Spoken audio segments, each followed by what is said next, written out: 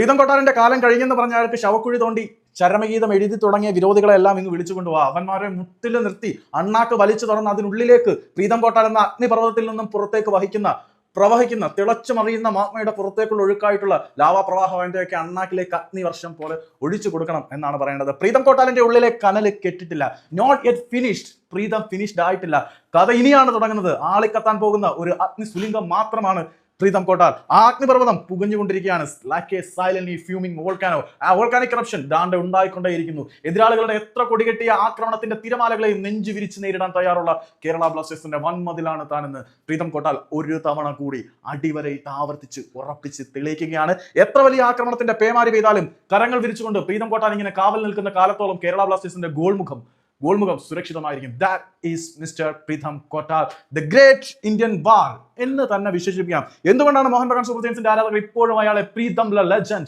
എന്ന് വിളിക്കുന്നത്? പ്രീതത്തിന് വേണ്ടി ഇപ്പോഴും അവരുടെ ആരാധകർ മുറവിളി കൂട്ടുന്നത് എന്നതിന്റെയൊക്കെ ഉത്തരമാണ് കഴിഞ്ഞ സീസണിൽ ഒന്ന് പ്രീതം നിറമങ്ങിപ്പോയപ്പോഴേക്കും അയാൾക്ക് ശവക്കുഴി വെട്ടി ചരമഗീതം എഴുതി തുടങ്ങിയ വിരോധികളെ ഇനി നിങ്ങൾ നിശബ്ദരായിക്കൊള്ളൂ. ഇത് പ്രീതത്തിന്റെ ഉയിർപ്പിന്റെ കാലം. ആ കനല് കെട്ടിട്ടില്ല. ആ കനലിനെ മിഖായൽ ടെഹ്റ എന്ന പരിശീലകൻ ഊതിക്കാച്ച് അതിൽ നിന്നും കാട്ടുതീ പടർത്തുകയാണ്. ആ തീയിൽ ഇന്ത്യൻ സൂപ്പർ ലീഗിലെ ആക്രമണങ്ങളുടെ വൻമരങ്ങൾ വെന്ത് നീറി ഉരുകി ഭസ്മമായിടും എന്നതാണ് സത്യം. അബ്സല്യൂട്ട്ലി ഇന്നത്തെ മത്സരത്തിൽ കേരള ബ്ലാസ്റ്റേഴ്സ് പരാജയപ്പെട്ടിട്ടില്ലെങ്കിൽ നോർത്ത് ഈസ്റ്റ് യുണൈറ്റഡിന്റെ ഗോളം നിറച്ച അവസരങ്ങളെ ആ മനുഷ്യൻ നെഞ്ചു വിരിച്ചു നിന്ന് തടുത്ത് കേരള ബ്ലാസ്റ്റേഴ്സിന് വേണ്ടി പ്രതിരോധത്തിൽ പുതിയ ചരിത്രം അയാൾ എഴുതി തുടങ്ങി. ഇനി പ്രീതത്തിന്റെ കാലം, പ്രതിരോധത്തിലെ അനിഷേധ്യനായ കരുത്തന്റെ കാലം.